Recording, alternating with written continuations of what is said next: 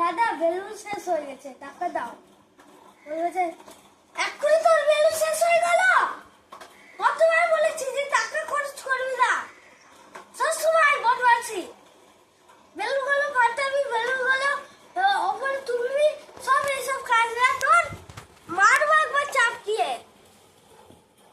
আমি যখন দাদা বলবো যে 20 টাকা দাও না, চল আমি 1 2 3 কিছু ঘুরছি, তিন ঘোড়ার মধ্যে তুই যদি না যাস চাপকে শেষ করবো। 1 2 3 চাপ, চল চাপকে শেষ করবো আরেকবার। দাদার পায়ে যদি আর কারো সুস্থ দিই, দাদা বলবে যে